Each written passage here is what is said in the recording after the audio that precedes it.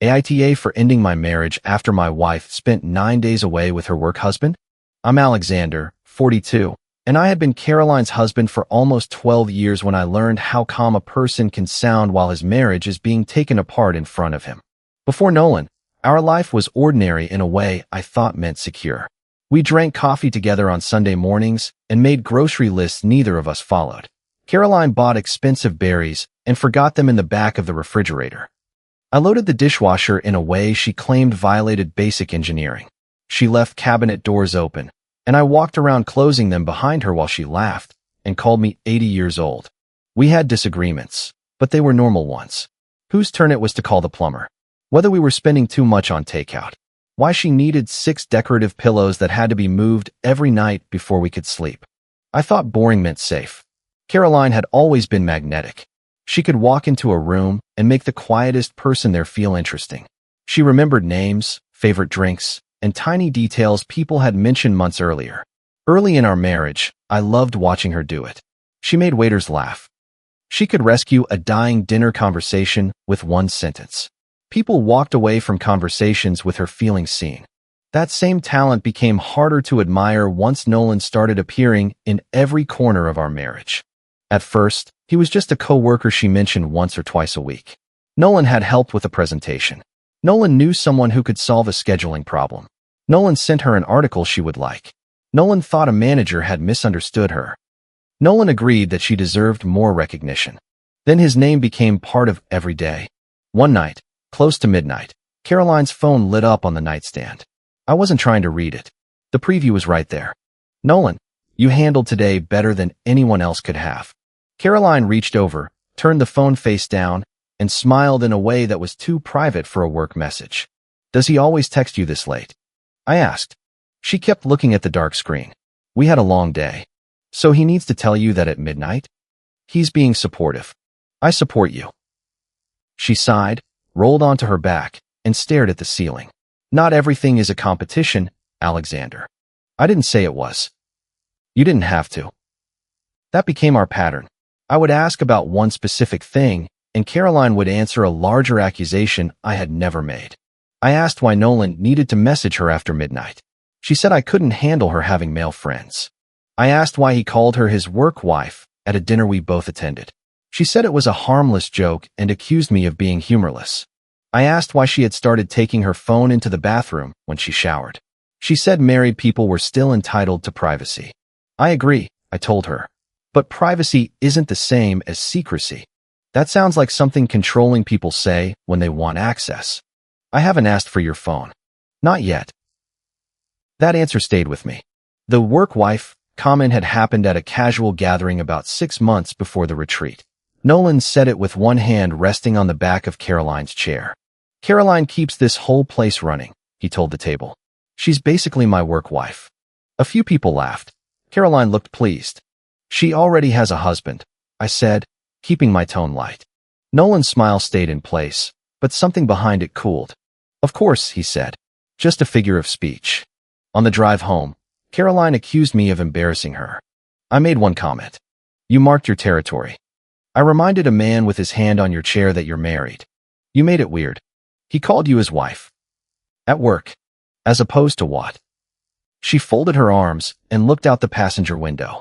This is exactly why I don't tell you everything. It was the first time she had said that out loud. I should have paid more attention. Instead, I spent months trying not to become the man she kept describing. I didn't check her phone. I didn't follow her. I didn't demand passwords. When she started coming home later, I accepted things ran long, even when she couldn't explain what things. When she changed her phone passcode, I pretended not to notice for almost 2 weeks. The old code had been the month and year we got married. One evening, she handed me her phone to look at a photo, and when the screen locked, the code no longer worked. You changed it, I said. She took the phone from me. Security update. What does that mean? It means I changed my passcode. You didn't think to mention it? Why would I announce a passcode change?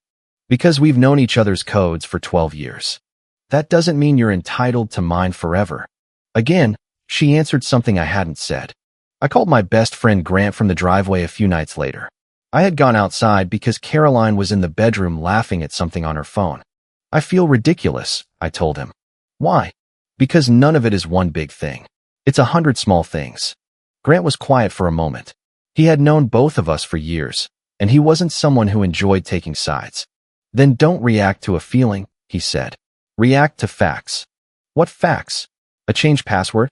Late messages. Facts can include patterns. I don't want to become paranoid. Calm is not the same as surrender, Alex. I haven't surrendered. You're standing in your driveway, so your wife won't hear you say her coworker makes you uncomfortable. That hit harder than I wanted it to. My sister Harper was less restrained. She came over the next weekend and found me sitting at the kitchen table with coffee that had gone cold. Caroline had left that morning for what she called a quick planning session. For hours later, she still wasn't home. Harper watched me check my phone and put it back down. How long has this been going on? She asked. What? You pretending not to wait for her. I'm not waiting. Your coffee has a skin on it. I gave her the cleaned up version. Nolan's messages, the work wife, joke, the password, Caroline's anger whenever I asked a direct question. Harper listened without interrupting. When I finished, she said, You keep asking whether you're being fair. Has she asked whether she's being honest? I don't have proof she's doing anything. You have proof she's treating reasonable questions like attacks. That isn't the same as cheating. No, but it's still a problem. I rubbed both hands over my face. What do you think I should do? Document what happens. Not because you're building a case against her, but because she keeps making you doubt your own memory. That sounds extreme. So does changing the rules of a 12-year marriage and calling you controlling for noticing. Caroline came home 20 minutes later carrying an iced coffee for herself and nothing for me. She smiled when she saw Harper, then glanced at the 2 mugs on the table. Intervention? She joked. Harper looked at her. Just coffee. Caroline's smile tightened. Good. Alexander's been intense lately. There it was again. Not concerned. Not hurt. Intense. A month later, Caroline announced the retreat. We were eating reheated pasta at the kitchen island. Her phone buzzed face up beside her plate, and Nolan's name flashed before she turned it over. So, she said, as if she had just remembered something unimportant, I have a leadership retreat next month. How long? 9 days. I stopped winding pasta around my fork. 9. Travel days included. Where is it? She gave me the general region, then added, It's mandatory. Who's going? The leadership group, which includes Nolan. Her fork clicked against the plate. It includes a lot of people. I asked because you just got a message from him. You looked at my phone? It lit up in front of me. She leaned back. This is what I mean. What do you mean? The monitoring. The questions. The tone. You told me you're leaving for 9 days. Asking who's going is not monitoring. I shouldn't have to submit travel documents to my husband like I'm applying for parole. I didn't ask for travel documents. You were about to. I set down my fork. Do you have an itinerary? Her expression shifted. It was subtle, but I saw it. Of course. Can I see it? Why? Because 9 days is a long retreat, and you just said travel days were included. So I'm trying to understand the schedule. You're trying to catch me in something. If this is exactly what you say it is, there should be nothing to hide. She stood up and carried her plate to the sink, although she had barely eaten. I'm not doing this. Doing what? Performing innocence for you. I haven't accused you of anything. You don't have to. It's in your face. She went upstairs. 10 minutes later, I heard the bedroom door close. The next morning, she acted normal. Too normal. She made coffee, kissed my cheek, and said we should both try not to spiral over communication differences. That phrase bothered me all day. 3 days later, Kayla texted me. Kayla was a mutual friend, closer to Caroline, but someone I had always liked. Hey, checking in. You okay? I replied, fine. Why? The typing bubble appeared, disappeared, then came back. Caroline said things have been tense. She said you've been really intense about the retreat. I stared at the message. Intense how? Another delay. Like maybe you're turning normal work stuff into something it isn't. She's worried you'll invent a whole story while she's gone. I read that twice. I had never accused Caroline of cheating. I had not spoken to our friends about Nolan. I had asked my wife to show me an itinerary for a 9-day trip, and she had already warned people I might invent something. I called Kayla. What exactly did she tell you? I asked. Kayla sounded uncomfortable. I don't want to be in the middle. You're already in the middle. She put you there. She said you've been suspicious of Nolan for no reason. I've asked about late-night messages and a trip schedule. She said you've been checking up on her. I asked to see an itinerary. Kayla was quiet. When did she tell you this? I asked. Maybe 2 weeks ago. That was before Caroline had announced the retreat to me. I thanked Kayla and ended the call. Then I sat in my car for almost half an hour with both hands resting on the steering wheel. I wasn't angry in the explosive way people imagine. I felt cold.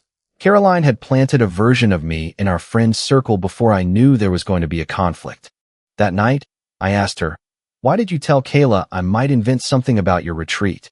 Caroline didn't even look surprised. She reached out to you? That's not an answer. I needed someone to talk to. You told her I was paranoid before you told me the trip existed. I knew how you'd react. You prepared her to distrust me. I prepared her for your behavior. What behavior? This. She waved one hand between us. Interrogating me. I asked one question. You never ask one question. Every question has an accusation behind it. I looked at her for a long moment. You're building an audience. Her face changed. Then she laughed. That is such a dramatic thing to say. Maybe it was. It was also true. After that, I stopped trying to get reassurance from Caroline. I watched what happened. She finally added the retreat blocks to our shared calendar. Not because I asked again. Because she said it would reduce unnecessary anxiety. The schedule showed sessions beginning Monday morning and ending Friday at noon. There was a closing lunch and a 2-hour departure window. Caroline's flight home was Sunday night. I asked about the 2 extra days. Networking events, she said. They're not on the schedule. Not everything is on the public agenda. Who's staying? Most people. Who specifically? She gave me a tired smile. I'm not taking attendance for you. I let it go. Before she left, our house felt like a stage where both of us knew the other person had read the script. Caroline packed slowly, folding clothes across the bed. She included 2 dresses I had never seen and a pair of heels she usually complained were uncomfortable. Formal dinners? I asked. Possibly. On the unofficial part of the schedule? She zipped one side of the suitcase. Can you not? I asked a question. You're trying to ruin this before I even leave. I'm trying to understand it. No, you're trying to make me feel guilty for having a life outside this marriage. I almost said that a marriage should be part of her life, not a thing she had to escape to have one. Instead, I walked out of the room. The morning she left, she kissed me quickly at the front door. I'll text when I land. Okay. Please don't make this week difficult. I won't. She studied my face. That didn't sound reassuring. I don't know what answer you want. I want you to trust me. I want you to act trustworthy. She pulled the handle up on her suitcase and left without replying. For the first day, nothing happened. She texted when she landed. She sent a picture of an airport coffee and complained that it tasted burned. That evening, she said the opening dinner was fine and that everyone was exhausted. On Tuesday, she called while walking somewhere noisy. She said the sessions were good. Nolan had challenged one of the speakers, and the hotel room was too cold. I asked, who did you have dinner with? The group. Everyone. Basically. What does basically mean? She exhaled. Can we have one conversation that doesn't feel like an interview? I asked who you ate with. And I answered. She ended the call 2 minutes later. Wednesday evening, I was making dinner when my phone buzzed with a credit card alert. A pending hotel charge had hit our joint account. The company was supposed to cover lodging. The charge wasn't from the hotel listed on Caroline's itinerary. It was from another property across town. I took the pan off the burner and opened the banking app. The amount was large enough to be a room deposit or a one-night stay. I texted her. Why is there a separate hotel charge on our card? She did not answer for 23 minutes. Then, why are you monitoring me? I typed, because it is a joint credit card alert, then deleted it. I tried again. The alert came automatically. I'm asking what the charge is. She called immediately. You're watching our account while I'm gone? I get alerts for any charge over a certain amount. You know that. It's humiliating. What is?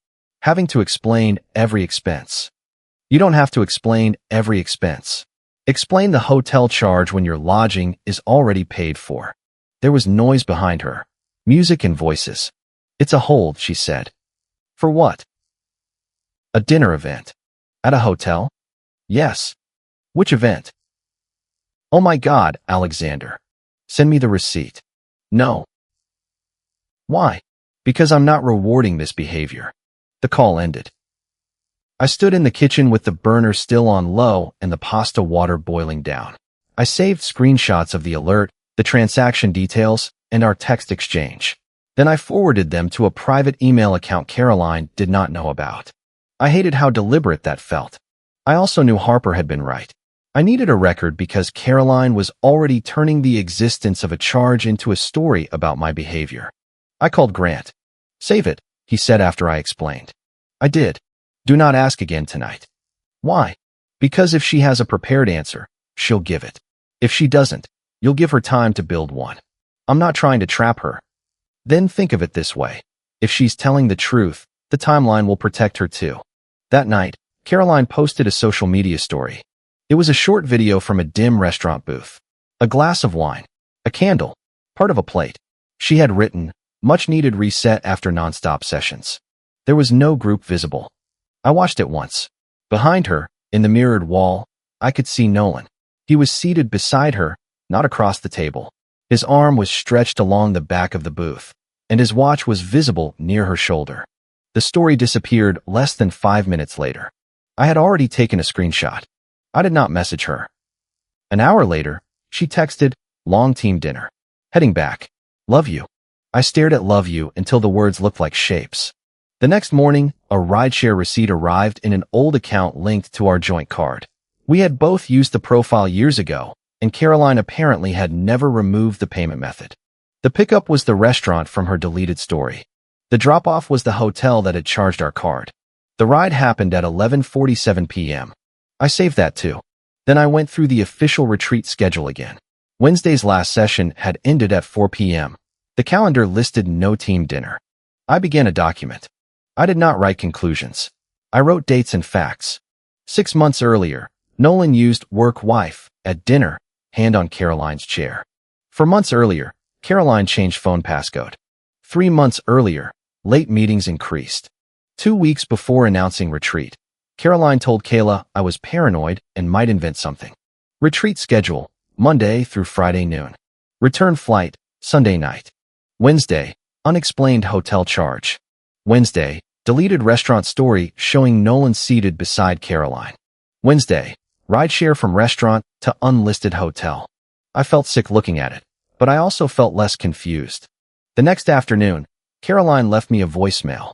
At first, I thought it was a normal call that had gone to voicemail because I was in the shower. The message lasted almost 3 minutes. Most of it was muffled.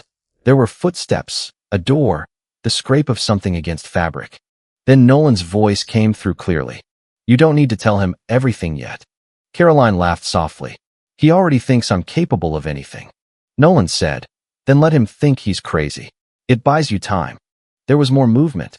Caroline said something I couldn't understand. Then the message ended. I listened once. Then again. The third time, I stopped before Nolan's second sentence. I saved the audio in 3 places and typed the clear lines into the timeline. I did not call Caroline. That was the moment I stopped thinking I might be misunderstanding a close friendship. Even if nothing physical had happened, my wife and another man were discussing how to keep me confused. I sat on the edge of our bed and looked at the dent in Caroline's pillow. The room was exactly as she had left it. A charger plugged into the wall. A paperback face down on the nightstand. 1 sock under the dresser. For 12 years, that room had been the place where I told the truth before I knew how to say it anywhere else. Now she was somewhere else planning how long a lie could last. Harper came over that evening. I played the voicemail. She listened with both hands wrapped around a mug. When it ended, she didn't say anything for several seconds. Then she asked, do you have access to your own money? We share most things. That wasn't my question. Yes. Good. Talk to a lawyer. I don't know what I'm doing yet. You don't have to know the ending to protect yourself from what's coming next. I don't want to make this uglier. Harper's eyes filled, but her voice stayed steady. Alex, she is laughing with him about making you doubt your mind. I looked down at the kitchen table. Forgiveness comes after truth, she said. Not instead of it. The following morning, I received a message from a woman named Jasmine. Her profile looked real. We had one mutual connection I recognized, but I had never met her. Her first message said, "This is awkward, and I'm sorry to contact you. I saw a repost of your wife's story. If she is traveling with Nolan, she needs to ask him direct questions before she trusts what he tells her." I didn't respond immediately. 20 minutes later, she added, "I am not trying to create drama. I will not share private details that are not mine to share. I'm telling you there are things he has failed to disclose to women before." I asked what kind of things. She replied, "Health-related follow-up. A clinic tried to reach him more than once. He minimized it and waited to tell someone who deserved to know. I'm not saying the situation is identical now. I'm saying your wife should not assume he has been transparent." I sat very still. I wrote back, "Are you saying my wife is in any danger?" Jasmine answered, "I don't know what your wife has done, and I won't speculate. I'm telling you Nolan has a pattern of treating disclosure like it is optional until someone forces the issue. She should ask him what clinic has contacted him and whether there is anything relevant she has a right to know." She did not name a condition. She did not send medical paperwork. She refused when I asked whether the old issue had been resolved. "That is his private information," she wrote. "My warning is about his behavior." That distinction mattered to me. I asked why she was contacting me. Her answer came a few minutes later. "Because no one warned me." She also sent one screenshot from an old exchange. The date was months earlier. Nolan had written to someone, "Caroline is complicated but useful. She likes being the one person who gets it." A second message, from later, read, "Marry drama, I should probably quit before it gets expensive." I asked Jasmine how she knew he meant my Caroline. She said the messages were part of a conversation where Nolan had mentioned Caroline by name immediately before those lines. She cropped everything else because it involved people who had not agreed to be pulled into this. Caroline thought she was being chosen. Nolan talked about her like a problem with benefits. I did not feel satisfaction. I felt embarrassed for all of us. That afternoon, I called an attorney. The consultation was scheduled for the next morning. I brought the timeline, copies of the receipts, the voicemail transcript, and basic account information. I did not bring Jasmine's warning as proof of anything medical. It was not mine to expose, and the attorney agreed it should stay separate. We talked about financial boundaries, the house, joint obligations, and what I could legally change without creating a problem for myself. I moved my direct deposit to a personal account. I left enough money in the joint account to cover every shared bill. I did not cancel Caroline's cards or empty anything. I changed access only to accounts that were mine individually and turned on alerts for the shared ones. The attorney called that prudent, not punitive. I needed to hear that.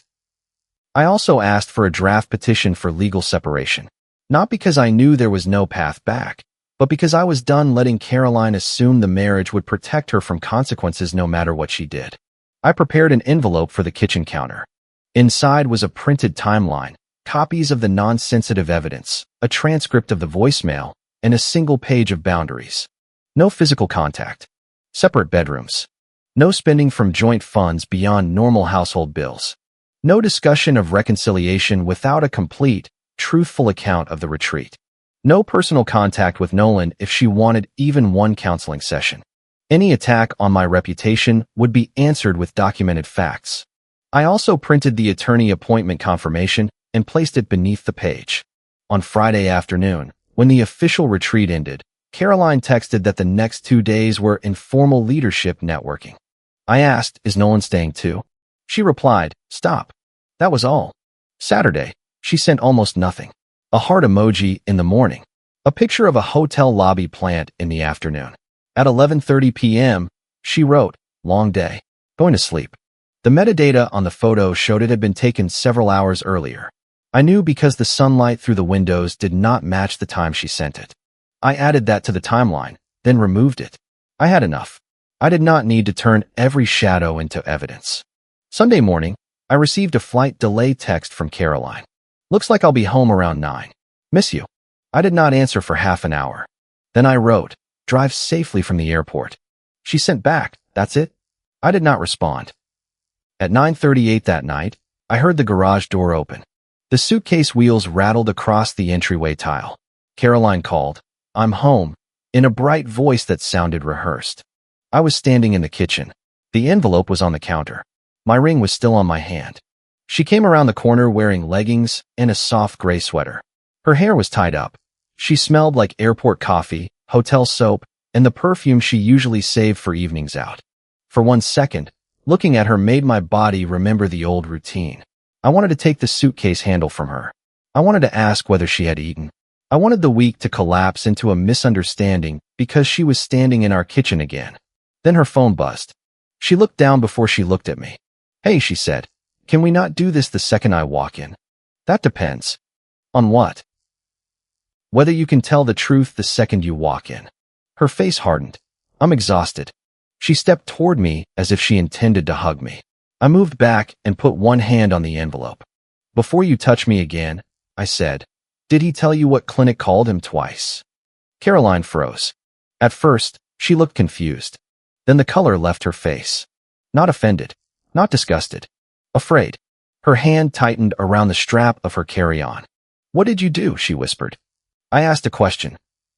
"Who told you that?" "Did Nolan tell you?" "What exactly did you hear?" "That isn't an answer." She put both hands on the counter. "Alexander, this is sick." "What is?" "You trying to scare me." I didn't invent anything. I was warned that Nolan has hidden health-related follow-up from someone before. By who? Someone who does not want her private information dragged through your mess. Caroline flinched at your mess. I continued. She told me there were questions you should ask before trusting him. You contacted women from his past? She contacted me after she saw your restaurant story. Caroline's eyes snapped to mine. What story? The one you deleted. Her mouth opened, then closed. I slid the envelope toward her. She did not touch it. What are you saying? She asked. I'm saying you should call Nolan and ask him what he has not told you. I don't need to call him. Then why are you shaking? I'm angry. No, you're scared. She picked up her keys from the counter so quickly they slipped out of her hand and hit the floor. Where are you going? I asked. To get answers. From him. From whoever I need to. A faithful wife would be demanding that I explain myself. You're running to confirm what he hid. Do not do this right now. You already did it. She grabbed the keys, left her suitcase by the front door, and walked out. The garage door closed behind her. I stood alone in the kitchen. I did not feel powerful. I felt finished.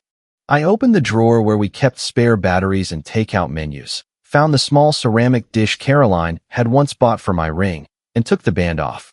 There was a pale groove around my finger. I placed the ring beside the envelope. Then I put the draft separation petition under it. Caroline returned a little after midnight. Her mascara was smudged. She had been crying. Her phone was clenched in one hand, and she looked at the ring before she looked at me. You wanted me terrified, she said. No. You asked that on purpose. The second I got home, I wanted you informed. Nolan handled the terrifying part. You could have told me like a human being. I tried talking to you like a human being for months. You called every boundary an insecurity. She pulled out a stool and sat down hard. You don't understand. Then explain. She looked at the envelope. What is that? A timeline. You built a case against me. I built a record. That's the same thing. No. A case starts with a conclusion. A record starts with what happened. She opened the envelope and read the first page. I watched her eyes move over the dates. When she reached the hotel charge, she said, that was a hold. The rideshare receipt says you went to that hotel after dinner. Her eyes lifted. I placed a copy of the receipt on the counter. That doesn't prove anything, she said. It proves your group dinner ended with you and Nolan going to a hotel that was not on the itinerary. We met people there. Who? I don't remember everyone. You remember enough to tell me everyone was at the original dinner. You're twisting this. I slid over the screenshot from her deleted story. Nolan was beside you. It was a booth. His arm was behind you. There wasn't room. You deleted it. Because I knew you would do exactly this. See something? Misinterpret it. I took out the voicemail transcript. Her face changed before she read it. You don't need to tell him everything yet, I said. Then let him think he's crazy. It buys you time. Caroline stared at me. That was taken out of context. It was an accidental voicemail. You listened to a private conversation. You left it on my phone. She pushed back from the counter. This is unbelievable. What was the context? She said nothing. What didn't you need to tell me yet? It was about the schedule. What bought you time? I don't know. He says stupid things. You laughed. I was uncomfortable. You sounded comfortable. You weren't there. That was the point. She stood and walked toward the sink, then stopped. Her hands were shaking again. Did you sleep with him? I asked. She turned around slowly. You already decided I did. I asked a yes or no question. Nothing I say matters to you now. That is not an answer. It was complicated. No. It was either physical or it wasn't. She looked down. I waited. Finally, she said, once. I felt something inside me go still. When? Friday night. The retreat ended Friday at noon. There were events. You booked 2 extra days to sleep with him. That's not why I stayed. But you did. She rubbed at her face. We had been drinking. The rideshare receipt is from Wednesday. Silence. Was Wednesday the first time? I asked. She whispered no. The room seemed to shrink around us. How long? It wasn't an affair. How long? She looked at the ceiling. We kissed before the trip. When? A few weeks ago. Where? In his car. After one of your late meetings? She nodded. And during the retreat? Twice. Wednesday and Friday. Another nod. I put both hands flat on the counter to keep them steady. Caroline started crying harder. He lied to me, she said. I looked at her. That is what you want to lead with? I asked him. I asked what you meant. He got angry and said Jasmine was obsessed with him. Then he said there was a follow-up he hadn't handled yet, but that it was probably nothing. Probably. He said he didn't know how to tell me. You had no trouble accepting that explanation from him. I was scared. You're scared because for the first time, someone lied to you the way you lied to me. That's cruel. It's accurate. She pressed both palms to her eyes. I never meant for this to happen. You packed for 2 extra days. That doesn't mean. You told our friends I was paranoid before I knew about the trip. I was afraid of how you'd react. You were preparing witnesses. No. You told Kayla I might invent cheating before you slept with him or after you slept with him? Caroline's mouth tightened. That is what this envelope is for, I said. You keep changing the order of events because the order makes you look deliberate. I was confused. You were organized. That's not fair. What part? I didn't plan to fall for him. Did you plan the extra hotel? She looked away. Did you plan the deleted story? I deleted it because I knew you would overreact. Did you plan to tell people I was unstable? I needed support. For what? The affair you hadn't admitted to yet. She sat down again. Nolan made me feel seen. There was a time when that sentence might have broken me open. Instead, it sounded like something she had practiced. I saw you, I said. I saw every time you came home late. Every time you smiled at his name. Every time you turned a question into an accusation. You didn't want to be seen. You wanted to be admired without being accountable. That's not true. Then tell me what is. Before she could answer, her phone rang. Nolan. We both stared at the screen. She reached to silence it. Answer, I said. No. Answer it. You don't get to order me around. You're right. But this is the last conversation I will sit through without the truth. Put it on speaker, or leave and speak to him privately. Either way, you are not sleeping in our room tonight. The phone stopped. Then it rang again. Caroline answered and put it on speaker. What? She said. Nolan's voice came through, sharp and irritated. Why did you call Jasmine? I didn't. Alexander spoke to her. There was a pause. Is he there? Yes. I'm not getting dragged into your marriage mess. Caroline looked at me as if she expected me to react. I didn't. She said, you told me it was handled. I said I was handling it. You said there was nothing I needed to worry about. I said the odds were low. You didn't say there was a clinic calling you. Nolan exhaled loudly. This is exactly why I didn't want to discuss it while everyone was emotional. Everyone. Caroline, I'm not having a medical conversation on speaker with your husband. You had no problem having sex with his wife. His silence lasted 2 seconds. Then he said, I think everyone is emotional right now. I almost laughed, but nothing about it was funny. Caroline's voice cracked. You said this meant something. I said a lot of things during a stressful week. You told me you understood me. I do understand you. Then why are you talking to me like this? Because I never told you to leave your marriage. You said we could figure things out. I said we should see how things felt. You told me you loved me. Another pause. That week was intense, Nolan said. People say things. Caroline closed her eyes. Nolan continued. I'm not getting pulled into a domestic situation. I have enough problems at work now because the hotel reimbursement got flagged. I looked at Caroline. She whispered, you booked that room. We both used it. You said it was covered. I said I would submit it. You put it on my card. You offered. I offered because you said. Caroline, stop. I'm not doing this. I spoke for the first time. Did you tell her the clinic called you twice? Nolan's tone changed immediately. That is private. I agree, which is why I haven't shared details and won't. I asked whether you disclosed what was relevant to the person you involved. You have no idea what you're talking about. Then clarify it with her. This is harassment. No, this is the only call we have ever had. Caroline said. Nolan, just tell me the truth. I have told you the truth. No, you've told me pieces. I can't manage your anxiety for you. Her face crumpled. He added, I need space from this. Then he hung up. The kitchen went silent except for the refrigerator motor. Caroline stared at her phone. I said, that's what you traded us for.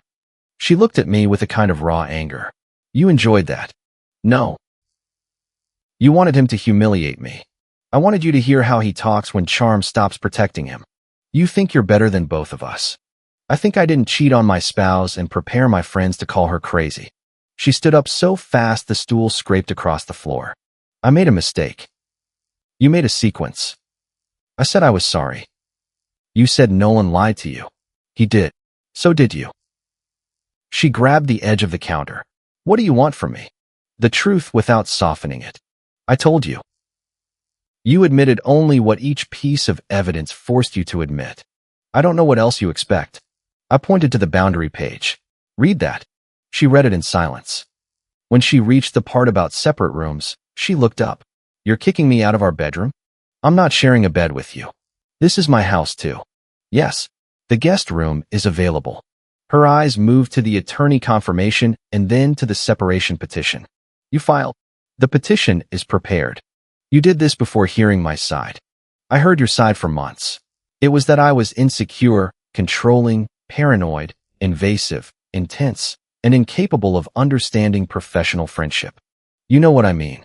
I know exactly what you mean. You thought I would protect the marriage before I protected myself. She picked up my ring.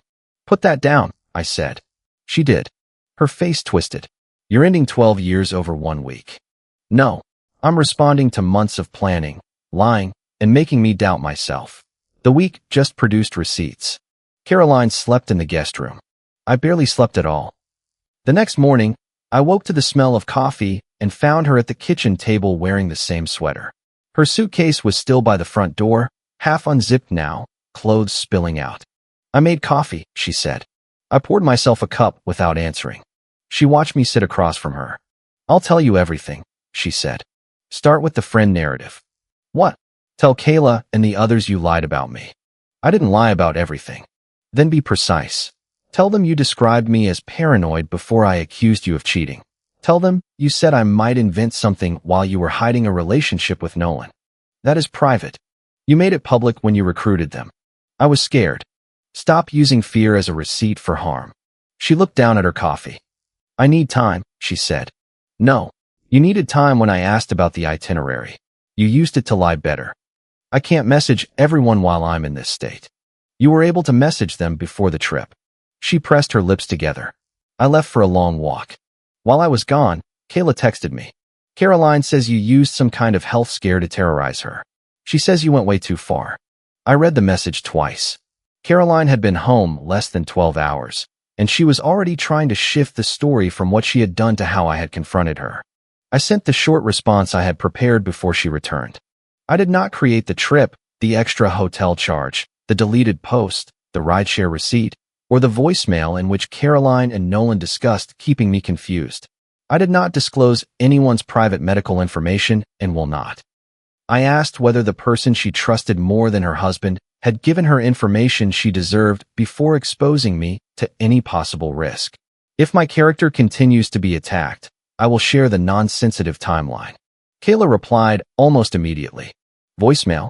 I sent the transcript, The itinerary showing the retreat ending Friday, the Sunday return flight, the restaurant screenshot, the hotel charge, the rideshare receipt, and Caroline's earlier text to Kayla about me possibly inventing something. I did not send Jasmine's messages. I did not send any medical speculation. I did not call Caroline names. 10 minutes later, Kayla wrote, "I need to read this again." An hour after that, "I'm sorry. She made it sound like you were spiraling and tracking her for no reason. I should have asked you before repeating any of it." I replied, "That was the point." Kayla asked whether she could show the timeline to 2 other friends Caroline had contacted. I said she could share the non-sensitive evidence, but not discuss Nolan's health or Jasmine. By the afternoon, the messages from mutual friends stopped. One person wrote that they did not want to take sides, but would not repeat Caroline's claim that I had invented the trip. Another said nothing except, "I'm sorry you're dealing with this." A third never contacted me at all. I did not need them to form a jury. I needed them to stop carrying a lie. Caroline came downstairs around 4 p.m. and placed her phone on the table. "Kayla called me," she said. "I assumed she would." "You sent her everything." "I sent her the facts you said I might invent." "You humiliated me." "I corrected the story you started." "You could have kept this between us." "You didn't." She sat across from me. "People are treating me like I'm some kind of monster." "No, they are treating you like they now have more information. My private life is everywhere. You told them your version before I knew I was in a story." She looked exhausted. "I'll tell them I was wrong about you being paranoid. That is a start." "What else do you want me to say?" "That the retreat ended Friday. You stayed until Sunday. You lied about the hotel, the dinner, and Nolan. You were physical with him. You prepared people to dismiss me. I'm not telling everyone details about sex. I didn't ask you to. I asked you to correct the lie about me." She nodded once, stiffly. That evening, she sent a message to the people she had contacted. I did not dictate every word, but I required that it contain 3 plain facts. She had misrepresented my questions as controlling, she had hidden personal involvement with Nolan, and my concern had not been invented. Her first draft said, "I crossed emotional boundaries." I handed the phone back. "That is not what happened." She looked at me. "I'm not writing a confession for you to approve." "Then don't. But I won't attend counseling while you are still editing reality." She deleted the sentence and wrote, "I had a physical relationship with Nolan during the retreat and lied to Alexander about it." Her thumb hovered over send. Then she sent it. No one applauded me. No one flooded her with insults. Most people stayed quiet. That silence hurt her more than I expected. Caroline had counted on being believed first and questioned last. Without that protection, she had to sit with what she had done without turning me into the reason. Over the next few days, pieces of Nolan's consequences reached us without any effort from me. The hotel charge had been flagged because it conflicted with the approved retreat expenses. Other people had questions about why Nolan and Caroline stayed beyond the official schedule and why a room at a second hotel was submitted for reimbursement. An internal ethics review began. Nobody was instantly fired. There was no dramatic security escort. Nolan was asked to provide receipts and explain discrepancies. Meetings were scheduled. People compared stories.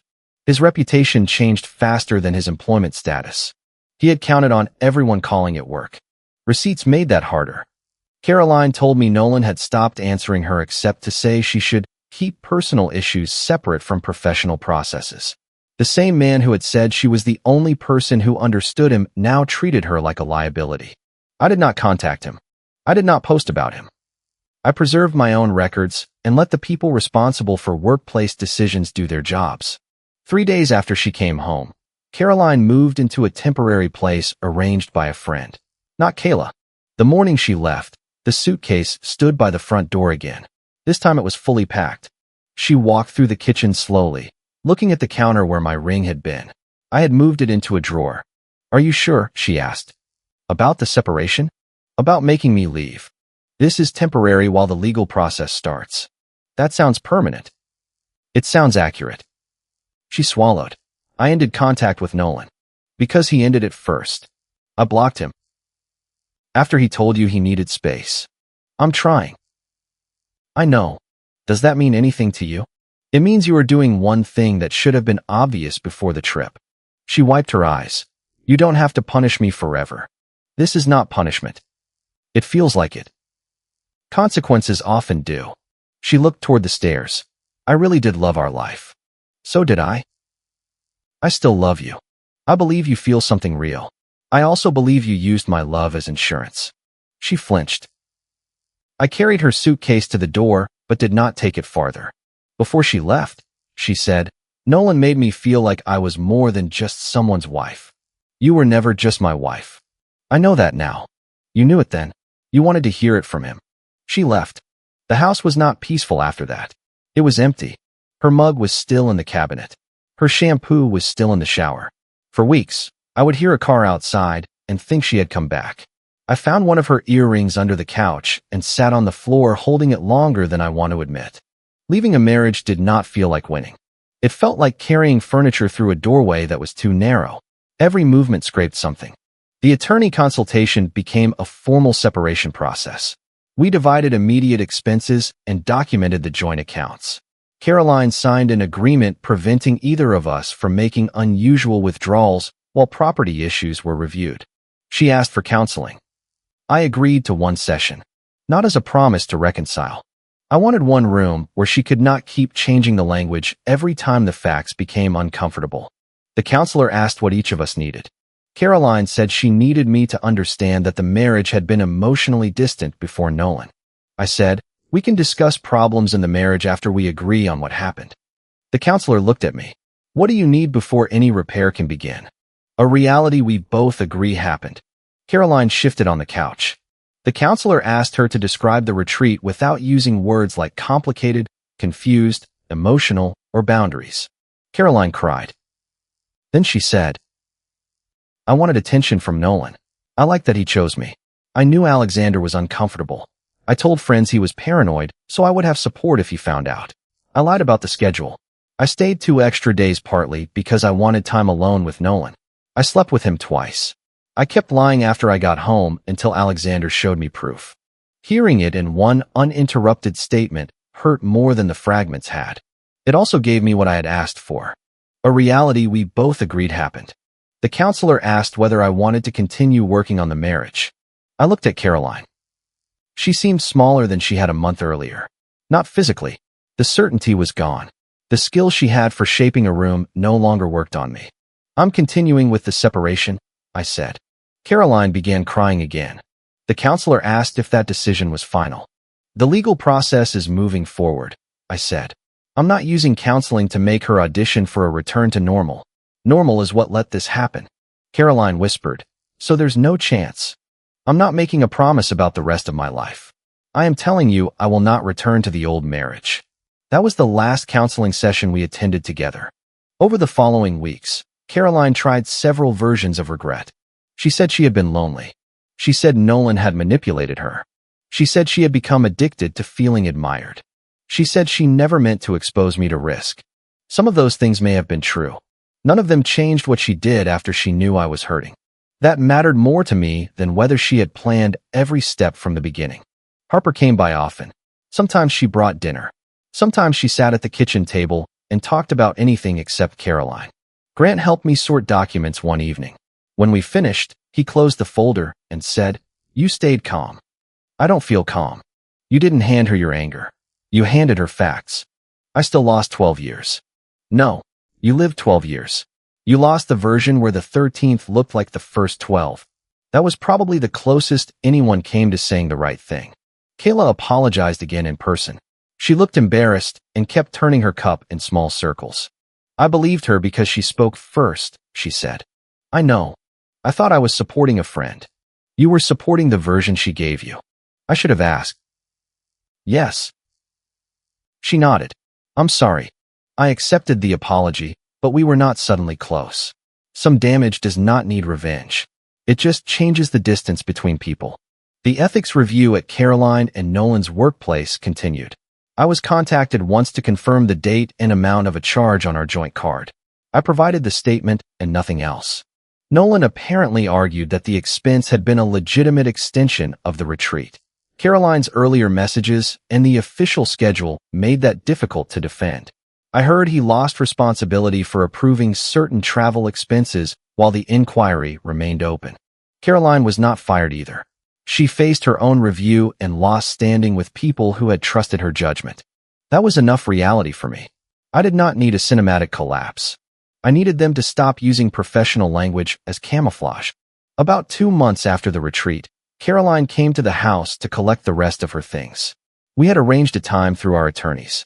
She moved quietly from room to room, filling boxes with books, clothes, framed pictures, and the decorative pillows I had once complained about.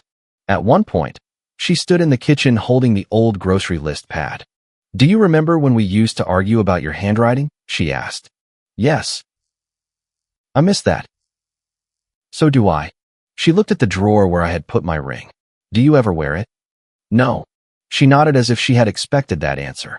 "I got follow-up care," she said. "Everything I needed to do." "I'm glad. I wanted you to know." "Thank you." She waited, maybe expecting comfort. I did not offer any. Not because I wanted to be cruel. Because I had spent too long taking responsibility for emotions created by her choices. Before she left, she said, "I know saying sorry doesn't fix it." "No. But I am sorry. I believe you."